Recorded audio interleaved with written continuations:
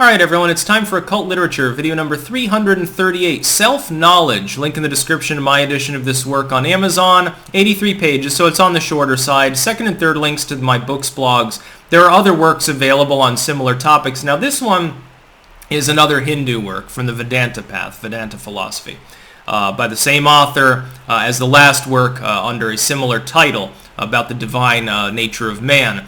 This one specifically is about the nature of what constitutes self. Now, not the self as in like physical body. Because if you look at Eastern philosophies, if you believe in reincarnation, which I do, while this is your temporary self, it's not the overarching self. The overarching self is something that in turn connects to each individual lifetime and uses the physical body more as a vessel. Now, I deviate from Hinduism and Buddhism in the sense that I don't believe in objective karma. I don't believe that this system necessarily is as categorical as certainly people in Vedanta, of course, would believe, or certain Buddhist groups would believe. I think that it's a little bit different than that, but for the purposes of this particular philosophy, this goes a lot through discourse between Indra and certain enlightened masters. And the idea is that the devas were trying to gain enlightenment, gain basically the ultimate power. I mean, they're gods and stuff, and the demons were trying to do the same thing through materialism. This is sort of an underarching Upanishad-based story.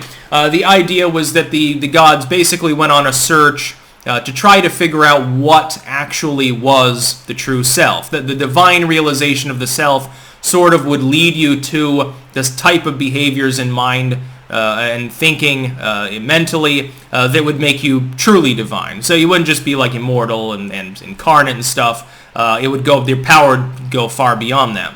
And through a series of metaphors and so forth, the nature of the self is explored. And the basic concept, the self is not the physical body. Cannot be known through normal mental means, but must be known in the general sense. And the self essentially is the spiritual being over the incarnate form. That is, the incarnate form is just a subjugate part of it. And it goes a little bit into, as well, molecular theory, as it was held a century ago, by the way, so a little bit interesting, biology and stuff like that, to try to talk about the physical nature of things as they would be observed by science and how they comport to this ancient Eastern philosophy. So that's another interesting aspect. Now, importantly, this is not a theosophical work, but it does sound similar. This, though, is more of a West subjugate to East work, as Abhedananda's former work that I edited as well, again, Divine Heritage of Man. Theosophical works, typically, they give a primacy to Christ and to Christian morality. They subjugate the East, so the devas become elemental spirits or something akin to it. Reincarnation is real, but it's ruled by a Christian morality, not Hindi morality. This is different. This is more authentic. This is a work written in India, actually, I believe. So it's more local. It does not have the subjugate to Western ideology component to it, and so because it's pre-modern, of course, it's more pure.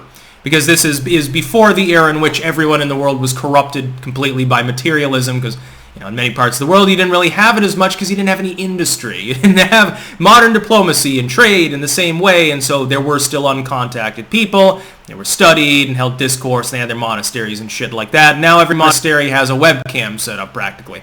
It's a little bit different than it was more than 100 years ago. So again, link in the description of my edition of this work on Amazon. It is highly recommended. This is better than the Divine Heritage of Man work, in my own opinion, because a lot of it is dialogue and it's taken directly from certain Vedic scriptures, and so it attempts through several stages to make one aware of one's actual self beyond the physical body, again through a series of various spiritual and physical metaphors that are supposed to encourage a greater understanding of the topic.